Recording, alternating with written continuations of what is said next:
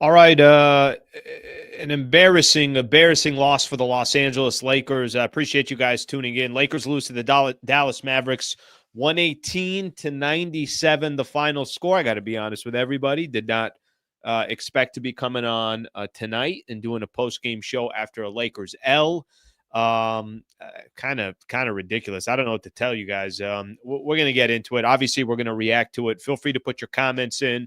Let me know how you guys feel about the game, even though I pretty much already know how most Laker fans feel about the game. What an awful loss. Let me kind of just give my thoughts real quick on this game. And then as soon as JJ Redick talks, we'll go to JJ Redick. I'm curious to get his thoughts on a game like this. But what an embarrassing loss. I think it's the worst loss of the season. And trust me, there's some candidates out there, right? We got the 41-point loss to the Miami Heat. Got the blowouts against Dallas, the blowouts against Denver, blowouts against the Phoenix Suns, really poor performances against I think it was the Minnesota Timberwolves that blew them out as well. But here's the difference with all those games and this game tonight against Dallas. They had their players and their stars. Who did Dallas have tonight? Dallas didn't have Luka and Dallas didn't have Kyrie. And Dallas, by the way, has not won a game since Luka went down with his injury. They had lost 5 games in a row. They were reeling. They look awful. They've got no momentum at all. And the Los Angeles Lakers found a way to wake up the Dallas Mavericks tonight. They found a way to allow the Mavs to completely dominate them. I know that you could have looked at the game and there were times Lakers were down 8 or they were down 10 or they were down 6 and you're like, hey, they still got a shot to win. Lakers got their asses kicked. The 21-point loss against a Dallas Mavericks team that didn't have anybody. I'm watching some of the highlights right now as we're talking here from Spectrum. I just can't, I cannot help but say to myself and kind of try to figure out here how a team like this loses a game like this. You're not prepared for the Dallas Mavericks. You're not prepared for a game like this where it's kind of served for you on a platter. You're in a position here where you can win tonight. You could win against the Charlotte Hornets coming up on Thursday. You could run your record at 22-15, and you could feel good about yourself. I was talking about this morning that first off, I thought there was no way Lakers were going to lose this game. I genuinely thought that, and maybe the Lakers thought the same thing because they played as if Dallas was just going to roll over. For me, it had more to do with what I thought the Lakers were going to do. I thought Lakers were going to walk into this game. I thought they were going to kind of say to themselves, all right, we lost that game to the Houston Rockets, but you know what? We were in it right till the end, had opportunities to win that game. I certainly thought watching the game on Sunday that Houston's a good team. You know what? It came down to a couple of possessions. I even talked about how I wasn't that discouraged that the Lakers lost that game from a couple nights ago. But this one tonight really is just a you take a big step back if you're the Los Angeles Lakers after this game. Whatever momentum you started building, however you felt about this team since they traded for Dorian Finney-Smith, whatever you thought the future could look like because you still feel like Pelinka's going to go make another move, you take a major step back with this loss tonight from a psyche perspective, from a mental perspective. It's not like Anthony Davis and LeBron James weren't playing in this game. No, they were both in this game. It was the other side of it where Dallas didn't have their key players and Lakers couldn't get a stop. I mean, how awful was the defense? Couldn't get any stops when they needed it. I'm going to read a couple stats to you guys here. Dallas, 18 of 38 from the three-point line, 47%. Dallas, 45 of 86 from the field, 52% from the field, and 47% from the three-point line without their two best players and two of the best players in the entire world in Luka and Kyrie. All right, I got a couple other stats for you here. Rebounding, 44-33 Dallas, 11-5 offensive rebounds. You just can't have those stats. Almost 30 assists for the Dallas Mavericks, 20 for the Lakers, 29 for the Dallas Mavericks. Points in the paint, 52-40. Every stat that you could think of, it was in favor of the Dallas Mavericks. And like I said, and you guys can tell me how you feel about that. It's the worst loss of the year. One of probably the worst stats that I hate to bring up right now, but it's the right stat to bring up, and Spectrum has shown it right now. 7-14 versus teams above 500. I think it was at or above 500. 7-14. That's a concerning stat. And this isn't even a Dallas team that's got the players like I mentioned. This isn't even a Dallas team that is in one of those positions where you can look at them and say, well, it's the Dallas Mavericks and the defending NBA champions. No, they've lost 5 in a row and they don't have their key players. There's just no excuse for the Lakers. I don't have an excuse for the Lakers. And to be honest with you, I kind of feel stupid. I feel stupid because I've spent the last 2-3 weeks hyping up the Lakers. I've been talking about the type of team that it looks like they're starting to form, that since that trade with Dorian Finney-Smith, how much more I like the team now. Not going to miss D'Lo. You have a roster that it looks like it's going to be more defensive-minded. They'll get stops when they need to. I look like an idiot. I mean, I'm talking about the Lakers every single day. And seeing what they did tonight and seeing how they allowed, I'll point to you. I know those were some of the team stats, but let me give you some of the stats from a team perspective, or I'm sorry, from a player perspective. PJ Washington, 22 points, 8 rebounds.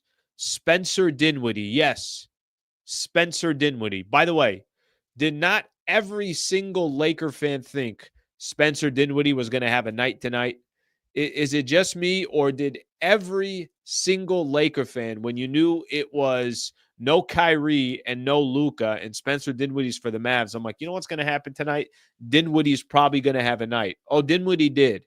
Spencer Dinwiddie had 19 points, 8 assists, and 6 rebounds. A man that did nothing for the Lakers when they had him.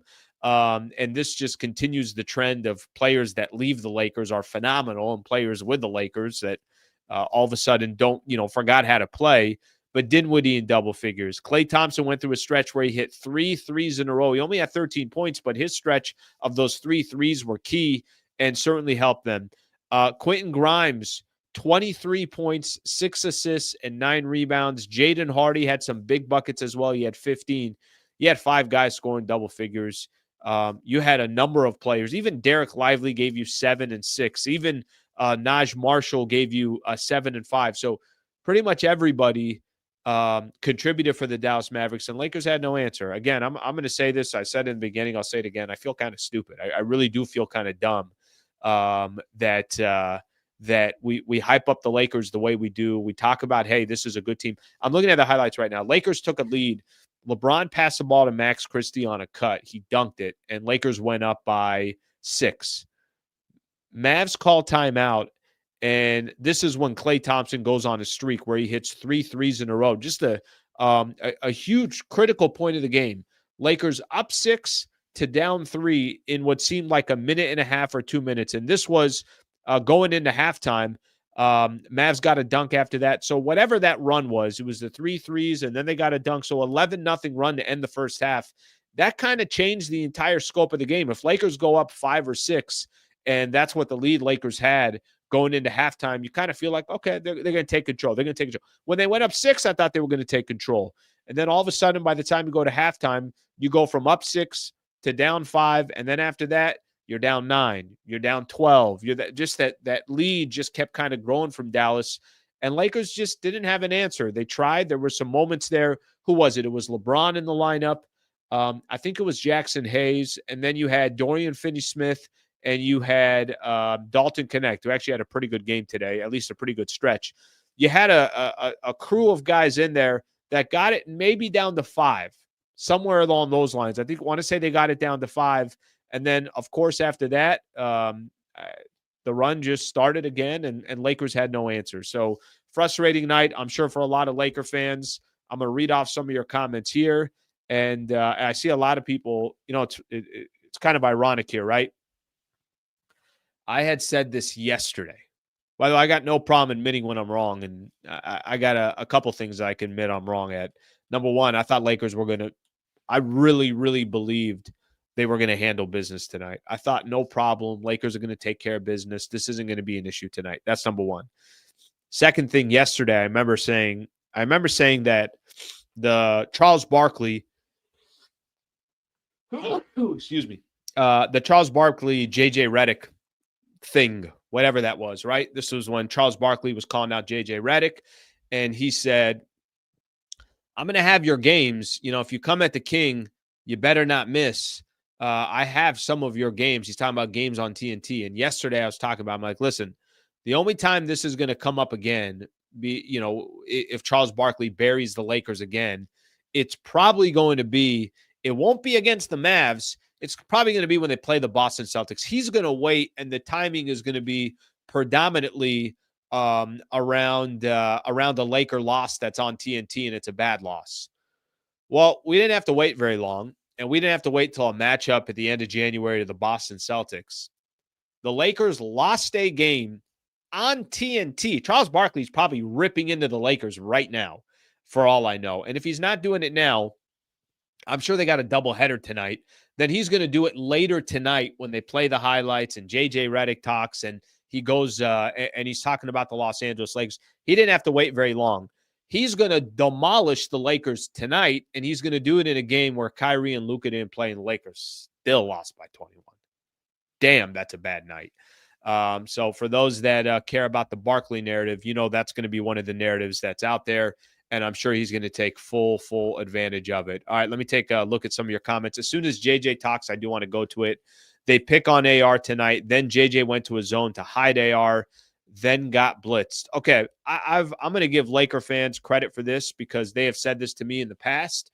They have talked about with Austin Reeves, there's going to be issues because when teams really play Austin Reeves, they play him very physical. They try to push him around. They put bigger guys on him. Austin Reeves doesn't have nearly as effective games. Reeves tonight, turnovers weren't bad, just one turnover, but 5 of 14 from the field, 4 of 11 from the three-point line. He took 11 threes tonight, and Lakers obviously got their asses kicked. Minus 25 in the plus minus. Let's listen to JJ Redick. Let me get this set up here real quick. I don't want to miss any of JJ. Just about not giving up ISO threes. We gave 2 up in the first quarter and then tried to press up a little bit. And sometimes we did a decent job of containing the basketball, and they made some tough twos. And there was a bunch of times we didn't contain the basketball well. And our, basic shell day one, just wasn't good. Low man wasn't there. If he was there, the weak side rotation wasn't there.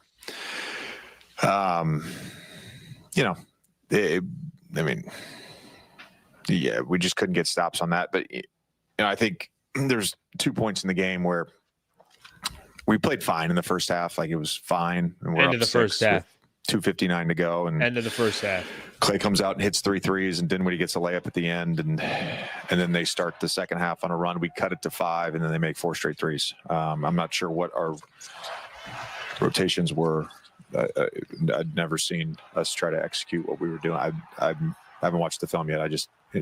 Watching it live and talking to the assistants who did watch it on film. We're not sure what was going on with the shift positioning and the rotations. Never seen it before. That second stretch, I think it was Hardy that hits 3 from kind of the same spot. Is that what you're talking about? What? Yeah, and then they hit another one on the right side. Yeah. What should the coverage be on those types of plays? Like when Hardy looked like he was pretty open. Well, so there's 2 things that you can do, and one is you stay with your own man. So they were trying to lift AD and have him be the high guy, and then they would cut him out of there. So you can obviously stay with your own, and then the next guy becomes the shift guy, or you can just zone up and you take cutters. We did neither. I've never seen that coverage before. So kind of going at his guys. JJ, what did you make of Gabe in his return and now kind of having closer to your projected rotation, just sort of different lineups and rotations out there? Yeah, Gabe missed a couple shots, but he competed. I felt pretty good about the rotations. I don't think it was rotations, lineup rotations, I should say. It was rotations on the court, but lineup rotations were fine.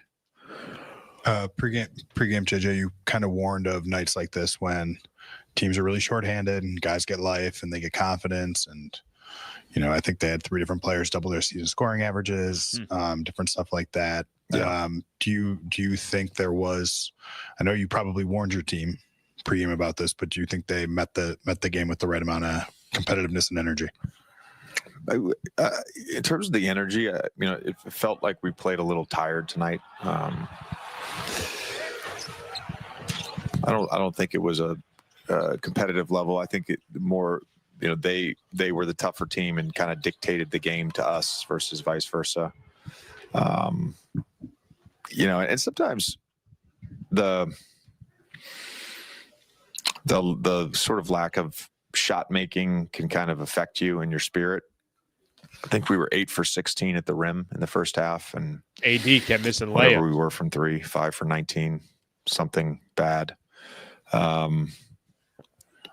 on the road and the other team's banging threes. It's can be a little deflating to the overall energy, I guess. Do you think the missed layups in particular? Did you sense that in watching your guys, like kind of seeing like heads hang? All right, we're gonna end it after this. I think that's just natural. If you miss a layup, you get a little bit down in the moment, but I just think the overall effect of that, and then at times they stalled us out a little bit, but we weren't good on either side of the ball tonight. All right, we'll stop it there. A couple things here that I take away from there. I think one of the things, probably the major takeaways from me, is JJ Redick basically saying that he had no idea what they were running. Yeah, we haven't run that before. Yeah, but what are you guys doing on defense? Well, that's not what we're supposed to be doing on defense. We got 2 different options of what we can be doing. We were doing neither. So I don't know if, sometimes I think coaches will take the blame. We'll say, they'll just simply say, that one's on me. I just didn't do a good enough job. I didn't get the guys prepared enough. We didn't make enough adjustments. That's all on me. I did not feel like that's what JJ Redick was saying tonight. I felt like JJ was saying, do your job. And everybody's got a job to do. And if you have a lack of energy tonight, because listen, maybe if Luka and Kyrie are playing, maybe the Lakers' mentality is completely different coming into this game. And they know that, hey, we got to be at our best if we're going to get a W. But instead, they walked into this game like, what are you going to do? We'll be fine. Guys, look over on the other side. Look who's playing. You think these scrubs are going to beat us in 48 minutes? Come on. We got nothing to worry about. And then 48 minutes later, we're doing a post-game show about how the Lakers got their asses kicked to the Dallas Mavericks, embarrassed on national TV. Listen, it's the truth. I don't want to sound too dramatic. The world's not going to end, but that's just a really bad loss. I just think of, all the games that we've got a chance to watch this year. We're starting to get close. Billy Mack was saying it on the broadcast that we're getting close to the halfway point of the season. You had a 2-game road trip that you were about to go on. You're going to live at crypto for the next, I forget how many games it is. I'll pull it up here in a second, a little bit later, but you're going to be living at crypto here for a while. So to find yourself in a position where, okay, you lost the first one to Houston. All right, it is what it is. You had your chances. Don't dig yourself such a hole. There's things you can learn from. But this loss against Dallas, I don't know what they learned from. Maybe the only thing they learned from is you can't take another team lightly, that you got to be smarter and wiser when it comes to your opponents. You got to show more respect towards your opponents, but this was just bad all the way around. I do want to go back. I had a super here from Lance that I do want to go back to about Austin Reeves getting blitzed. I listen, this is a fair assessment on Austin Reeves. Very fair assessment. There are times that Austin Reeves, and by the way, the Lakers didn't lose. I don't like Austin Reeves taking 11 of his 14 shots from the three-point line, but I think this is the point that Lance is making, maybe some other Laker fans are making as well. If you take away Austin's drive, if you play him chest to chest and say, hey, you want to get past me, go ahead and try to blow past me, but it's not going to be easy, especially because I'm taller than you, I'm bigger than you, I'm stronger than you, and my wingspan is wider than yours. I think that is the way to play Austin Reeves. But for those that have, mentioned, I think Reeves has had a pretty strong season so far. He went through a stretch there where he was phenomenal for a couple of weeks. But there is a way of stopping Austin Reeves or slowing him down or putting him in a position where he struggles, and that's one of those positions to be in. So, Lance, I appreciate the super, and I think that's a fair note. Northborough AES. Thank you, brother. I appreciate you with the super. Very kind to do that. Spencer Switch, herded AR mercilessly. AR, Rui, and D4 were food out there. JJ rotations were robotic. Fourth quarter sitting AD, then Braun. What the F? Yeah, I think there was a little bit of a run when AD was on the bench, so I think that's why he was kind of sticking to that, trying to find anything that works because nothing was working. But with that in mind, obviously it didn't matter. Lakers lost anyways. They're going to go quick through these interviews today because they're flying tonight. Here's Braun. We got to think about our defense. They had a great game plan versus our defense, and obviously they watch and see how we play. They had a great game plan. They put us in a lot of pick and rolls. They spread us out. Most of the time it was 5 out when Lively wasn't in the game. They had multiple ball handlers. If they got down, broke us down, it was either get to the rim or spray out, and then they played drive and kick game, and they hit a lot of threes. It started with the end of the second quarter. We had a horrible finish to the second quarter after we was up 50-44, maybe 42. Let Clay hit 3 in a row. That's it. And they end up going into the half of 5 and extended it from there. JJ said it was like you would point to like basic shell level rotations that you guys shell drill level rotation you weren't making. Did you feel that? And did you feel that exploiting that, like that not having guys rotating to? No, I feel like they put people in pick and roll who they wanted in pick and roll, and they try to exploit matchups. And when we got to rotations, then we didn't make enough second efforts. Do you think any of the offensive stuff bled into defense tonight, or did the defense bleed into offense? Well, I mean, when the ball is popping and the ball's going in, obviously, you're able to play defense with a set defense. If it's not, and they get out and running or return the ball over, which we didn't do too much of that.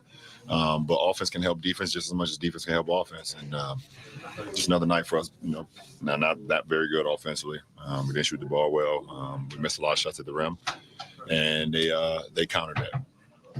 Is that the shots at the rim was, you guys are a pretty good rim attack team, generally speaking. I think Jay said 8 of 16 in the first half. It felt like a couple of those were just like kind of smoke layups. Yeah, it was. How discouraging are those misses, particularly? I mean, when we're not shooting the ball well from the perimeter, those layups can be discouraging, especially because we're so well with attacking the paint, getting to the free throw line. So, but it happens sometimes. We just got to convert those. We're not worried about those at the rim. The spirit of not getting too high, not getting too low, and also like being process oriented. Final one here. How emblematic is this O2 road trip of where? I mean, it sucks, obviously, especially knowing where we were and how well we've been playing. But we had a chance in Houston. We started off in the first half horrible, but we made ourselves a one possession game. Played pretty good all the way to about the last 3 minutes of this second quarter, and we're playing catch up.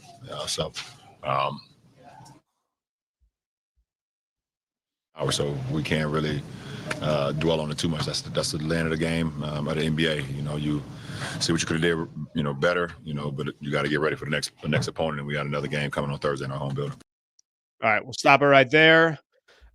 Keep things rolling here on the post game show. I had a chance to take a look at a lot of the comments, so I highlighted a lot of comments here. Northborough, just to finish up what we were just talking about. Lakers defensively, you were talking about AD and Braun. How JJ wasn't using those guys together. Listen, at the end of the day, whatever adjustment that you want to make, if AR plays better defense, Lakers are in a better position. I don't think there was one guy that lost the Lakers this game tonight. I think collectively for the Lakers, this was an awful night. And I think it probably started with before tip-off, where all of them just walked in like, hey, we're good. Probably all of them thought to themselves, look at us, we're sitting in a good spot. We're 20-15. We lost to the Rockets, one of the premier teams, top 3 team in the Western Conference. But you know what? We were right there. We're fine, guys. And I think just having that attitude, that mindset, that probably doomed the Lakers tonight. Simple as that. I mean, if you want me to look at specific players, AD, not good tonight. Not good at all tonight. I mean, I know he got 21 and 12, and he had a couple of block shots as well, but did you feel his impact? How many missed layups can Anthony Davis have on a given night? So bad around the basket. I think that's the part that was throwing me off. All right, let's look at some of the other players for the Lakers that I think I could put into this set as well. If you guys have listened to me enough, I've told you guys I have no idea what Rui Hachimura is going to give on a night in, night out basis for the Lakers. No idea. Is tonight not a perfect example of that? 6 points, 3 of 5 from the field, 1 rebound, 1. Rui Hachimura, his frame, his body, his size, his ability, that dude had 1 rebound tonight. And I already went through Austin Reeves with his 5 of 14 from the field. I don't know why he took 11 threes. That's not good offense.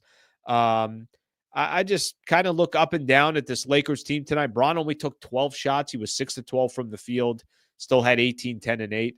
It's just a bad performance, and I really think it actually started. It started more than anything else. It started before the game even started. Minus 21 rebound differential in the last 2 games. Yeah, you're not going to win too many games with that type of differential. All right, let me look at some more of these comments here. I did star a couple. Let's see what we got here. This team is the team is consistent. They beat terrible teams. Listen, the worst stat tonight that I saw, and this is the stat that we got a chance to see right after the game. Spectrum put it up. 7 and 14 versus teams above 500. That ain't good.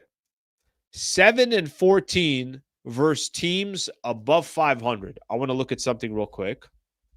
Bear with me here for a quick second. All right, I'm going to look at some of these games that they've lost. Cleveland lost. Teams above 500. Orlando lost. Detroit's at 500. I'm assuming, I think that stat was 7 and 14 with teams at 500 or above. I'm assuming so. Detroit, they lost to twice. Detroit's 18 and 18. Atlanta, they have a loss to. They're 18 and 18. Miami, they have a loss to. They're 17 and 17. And then in the West, we know it. OKC, Houston, they've lost to. Denver, they've lost to. Minnesota, they've lost to. So that's the stat that concerns me more than anything else. 7 and 14 versus teams above 500. 500 or above. They beat terrible teams. This comment kind of says a lot right there.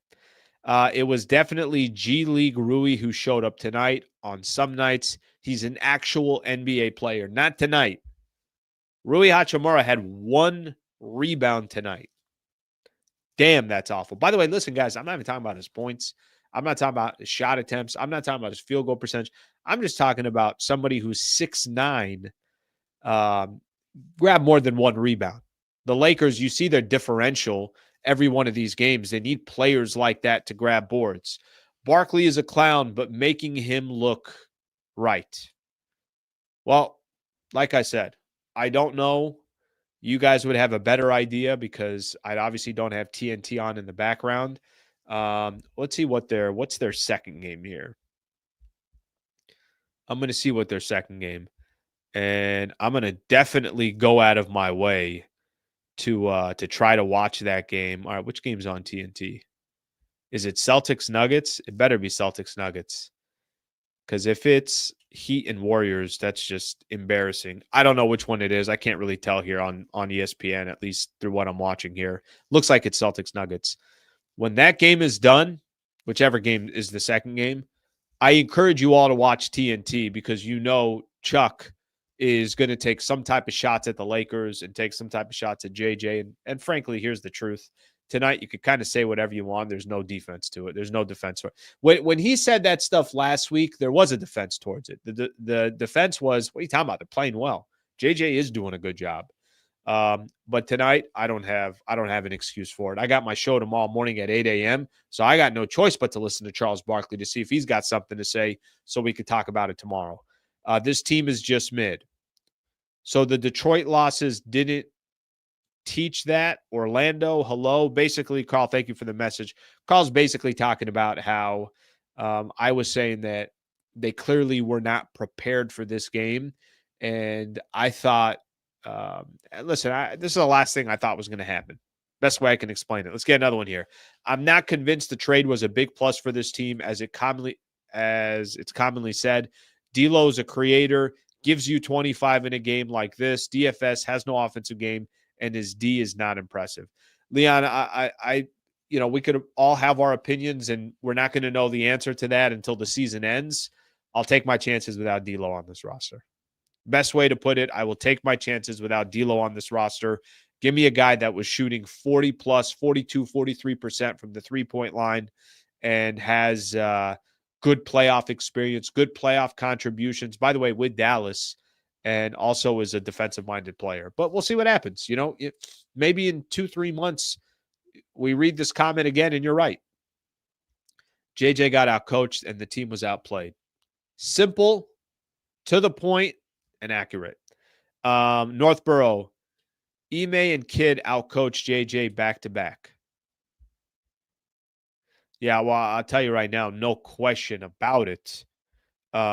Jason Kidd outcoached JJ Redick. Ime too. Ime's a good coach. Let's take a listen to Max Christie and Austin Reeves. Well, that's really it. Then Max, the Mavs, there were a couple stretches JJ referenced, when Clay hit the 3 threes and then when Hardy hit a couple in a row and they added a fourth. What were the coverages sort of supposed to be on those types of plays, and how did you feel like they were getting so open consistently? Well, we were they were heavy ISO in, so we needed to be in our shifts and in our gaps, and they did a good job of moving guys around, kind of moving our shifts out the way, and there was some miscommunication on our part to let up a 3 or 2 once they saw the first 1 or 2 go in. Then they're feeling really good and they're going to shoot the next 2 or 3 contested ones, and they made shots tonight. They shot damn near 50% from 3, so that's tough to beat. You guys missed some pretty good looks at the rim. Do you feel like that compounded with the defense at all in terms of just missing those types of shots and that sort of bleeding into the defensive side? Yeah, I don't think our offense was the problem tonight. We got a lot of great looks. Like you said, we missed a lot of bunnies around the rim, myself included, and we missed a decent amount of shots from 3, but I thought we did a good job kind of putting them in rotations, putting them in closeouts, and we shot our open shots. So, next time we got to knock them down, and, that'll make it easier for us. But, it's tough to say that, some of those missed layups around the rim, missed open threes are, they're not going to hurt us. Those will hurt us for sure. So we'll do a better job next time. Austin, you had like a final self-deprecating line when you walked in here about sitting on the bench. But what can you do when a team's targeting you on defense the way the Mavs were tonight? Good question. Just play better defense. First half was god awful. Second half I thought was better, but can't allow that. I was just really, really bad on both sides of the ball tonight. JJ mentioned to us that he felt like maybe there were segments where the game where you guys just looked tired. I think you guys are going to have your longest stretch at home coming up. I think 7 to 8 at your own place, 8 straight in LA. How beneficial can this stretch of 2.5 weeks be for you guys? And we'll be the key for these next couple of weeks. I mean, it's always good to be home, sleep in your own bed, be around friends, family, whatever. But just, playing good basketball. I thought,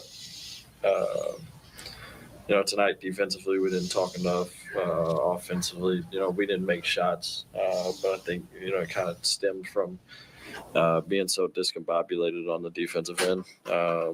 So just got to, get back to, clicking on all cylinders and playing the game the right way. All right, we'll stop it there. Keep things rolling. That was Austin Reeves and Max Christie. Obviously, all this courtesy of Spectrum Sportsnet. So that's where I'm grabbing everything from here. I'm going to get to more of your comments here. Easy Money. That is a great, great YouTube name. Thank you for the super brother. I appreciate that. Laker in Hawaii. Till now, I always supported AD and LeBron. Tonight, LeBron only does flashy plays. AD basically took the night off. Rui, Gabe, AR, all minus. Maybe LeBron needs another week off. As a fan, I feel disrespected. Laker in Hawaii. First off, thank you for being a part of the show. Appreciate that. I know you're often on the morning show as well. A lot of you guys are on the morning show as well, so thank you for that. And thank you for the super. As a fan, I feel disrespected. Can I tell you something? You know, I said this a little bit earlier. I feel stupid because I'm the one that has a mic very often, and I'm talking Lakers basketball. I'm okay with you saying that. I think you should feel disrespected. I think there's going to be days and nights when you play 82 games a year. I think there's going to be days and nights that you walk out and you're like, man, squad that I root for, it's a badass squad. Look what they're doing. Look how great they look. Look how in tune they all are. Look how beautiful their defense is. That. You give compliment after compliment. But I think at the same time, you're going to have nights where you sit back and you're like, what the hell am I watching? And does this team care? Because if they don't care, then why the hell do I care? So I see where you're coming from on that one.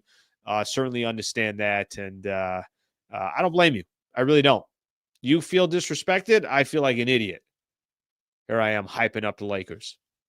Got this whole hype train going on. But I believe in what I was saying. And is this just this was a bad one day, a bad 2-game stretch, you want to call it, however you want to look at the Houston stretch. But the stat, again, that concerns me the most is that 7-14 record. Easy money again. I love when people say we can make a run for a championship when the truth is championship teams don't lose to teams like this. Thank you for the super again, brother. I appreciate it very much. You know, I'm bad losses happen. They happen. Even the championship teams. I think, you know, if we go back and look at my favorite era of basketball, it's probably the Shaq and Kobe days. You know, that's when I'm a teenager. I'm just getting into college, and I had watched the Lakers, follow the Lakers in the early 90s where they weren't winning anything, and it was Nick Van Exel and Cedric Ceballos. And then Del Harris is the head coach of the Lakers. And then finally Phil comes, and the Lakers win 3 championships in a row. And it's the first time as a sports fan I've ever tasted a championship. And I'm from San Diego. I'm not even from LA. But it's the first time that the team that I was rooting for won an NBA champion or won a championship. Lakers used to have bad losses in those days as well, in those stretches. But I tell you something that Lakers team was not. They were not 7-14 when the money was on the line. When they played good teams, they were ready to go. They got up for them. Would they have an occasional bad game? Sure. Would they have a game where you're like, you can't lose a game like this? Of course, it happens. Happens in the NBA. It happens in Major League Baseball. It happens in the NFL. It happens in all sports. But I think easy money. I just love saying that. I think what you're referring to and what you're talking about, what I would say is I'm more concerned about losing to teams that are going to be in the playoffs and having that negative of a record against those squads. So Lakers now 20-16 on the season. Take a look at some of these other comments here. You know, not just the supers. You know, the supers obviously catch my attention. Okay. But even if you're not sending a super, you still get your word across. All right, let's see a couple of these. Rui and Reeves ain't going to change, bro. The bench is where they belong if they want to make a real run. Well, who are you going to put in? I mean, Rui, I'd make an argument for. Sure, you want to put him on the bench and have Dorian Finney-Smith start? Cool. If Vando ever comes back, you want to make that change? Fine. I'm okay with that. Who are you going to put in for Reeves? I mean, let's not all of a sudden pretend like Reeves hasn't done anything for the Lakers. All right, let's see where we are here. Nick Van Exel was God. Could I tell some people here? Every once in a while, like Lakers Twitter will put it up, or some random person on X will put it up, and it'd just be like 3 minutes of Nick Van Exel highlights. Phenomenal. By the way, now that I think of it, maybe I took the uppercuts and the jabs from Nick Van Exel. You guys remember that? This dude used to bury a 3 through somebody's through somebody's eyes, and then a 28-footer, and then all of a sudden he's jabbing and he's hooking. Yeah, man, XL was a man. I used to love watching that guy. All right, let's see some more of these here. By the way, upcoming schedule for the Lakers, just so everybody has an idea here. Here's what they got coming up. Lakers have, with the loss now, they're 20-16. Damn, 20-16 sounds like such a big difference from 21-15, and a chance to pick up some ground on Dallas. You know, I was talking about this morning. It's like, listen, there's nothing you can do. If Luka's out, Luka's out. You got to take advantage of whatever other teams are doing. You can't pay attention to, but at least take advantage of it. So maybe by the time we get to March, Lakers are in front of Dallas because of the stretch that we're in right now. And they lost kind of a golden opportunity to gain some ground on Dallas. So next couple of games for the Lakers, they got Charlotte coming up. They're going to be at home for a while. You keep hearing a lot of people say that. They got Charlotte at home, 2 against San Antonio at home, Miami at home, Brooklyn at home, at the Clippers, Washington at home, Boston at home. They got some home games and very winnable games, but a loss like this is certainly discouraging if you're a Laker fan, and I'm sure a lot of people feel the same way. What up, Slee? What's up, Chris? Thank you for being a part of the show, brother. All right, what's the other one that I want? Oh, standings. Now, there's other games going on, so we won't pay too close of attention to it. But with the loss, Denver now 2 games up in the loss column. Dallas now better record than the Lakers. They're 21-16.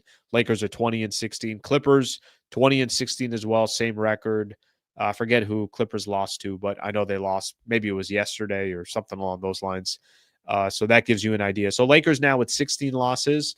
Golden State's got 17 losses. Minnesota's got 17 losses. So you got a few teams that the Lakers are falling back towards right now with this 2-game losing streak that the Lakers have.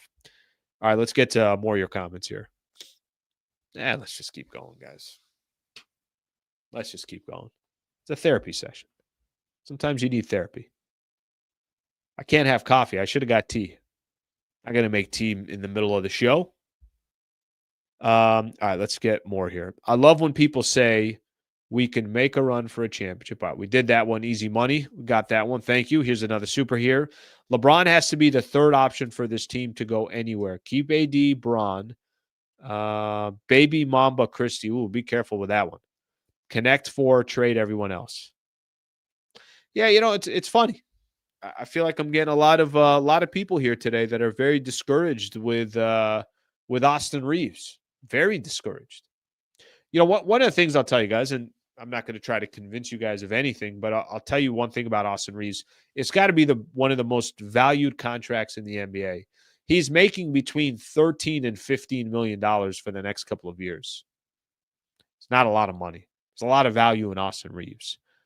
But I feel like there are a good amount of people that are in this chat, at least tonight, that are really down on Austin Reeves. Thank you for the super. All in movements, I think that's what it says, sort of. Kevin Brown, thank you very much for the super. This team needs a spark. Rui and a protected first for Sexton and a second. Hayes and 2 seconds for Robert Williams.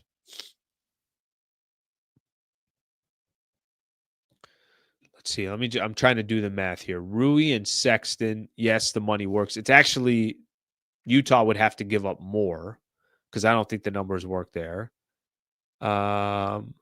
Hayes, 2 seconds for Robert Williams. Gabe Vincent Hayes probably works.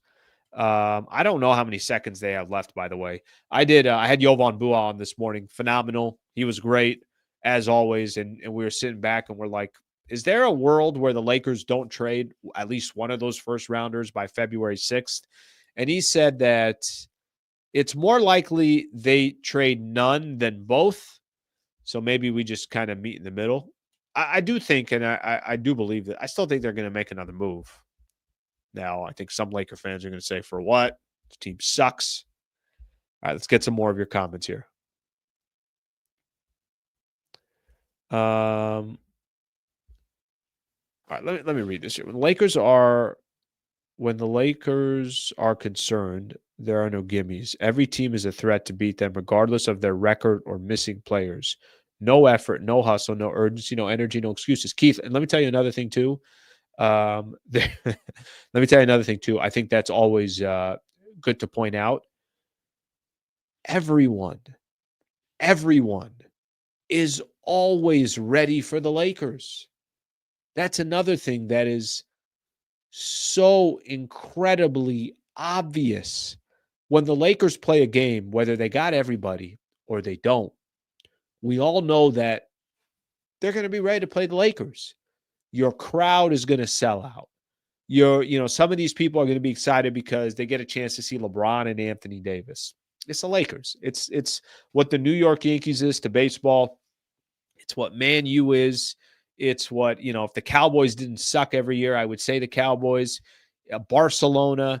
There's a few franchises out there that everybody looks forward to playing and everybody wants to beat. Lakers are one of them. But I think your comment is phenomenal because I think what you're saying here too is nobody is scared of the Lakers, right? You don't go into games saying, let me, Lake fans don't want to hear this, but I'll say it anyways. The Boston Celtics right now, there's a different vibe when you play Boston. Every team is like, Jesus, Lord, look at this team. How'd they assemble this team? Drew Holiday too? Damn, Jaylen Brown can go off for 30 any night. Tatum's the best player on that team, and that doesn't mean he's going to be the best player that night. Kristaps Porzingis is on that squad. Good role players, Derek White. You look at the team. That's a team where it's like, yeah, that's a problem. And I think with the Lakers, you just have no idea which team that you're going to get. So you can get a team like Dallas to walk in and all of a sudden build some momentum and then find themselves at the end of the first quarter saying to themselves, okay, hey, we're right in this. We're only down 3. Find themselves at halftime. Guys, we're up 5. We were just down 6. We went on an 11-0 run. We got actually a chance to win this game. And then by the time the fourth quarter starts, they're in complete control of the game, and now the Lakers got to play perfect basketball. So I think that comment is fair there. I think it's certainly fair, and it makes a lot of sense. AR has a string. This one's probably, I think after I made my comment earlier, then everybody started hopping on this AR stuff. So let me hit on this for a second. AR has had a string of bad games defensively, and we've seen him in the playoffs enough already. All right, let's just go through a streak here. Trade our future to try to get LeBron nowhere. Okay. AR and Rui need a full-time defensive coach. AR has to be the weakest defender on the floor. When Rui and AR are having rough nights, it's real bad, but put DFS in the starting lineup. Good thing I know how to read. Love the setup. Thank you, brother. I appreciate you. All right, let me find some more here. Teams always want to beat us. And that's why Laker players have to go. That's why the Lakers have to go after players with the right mentality and will respect the purple and gold. Yeah, well, that didn't happen tonight. I'll tell you that much.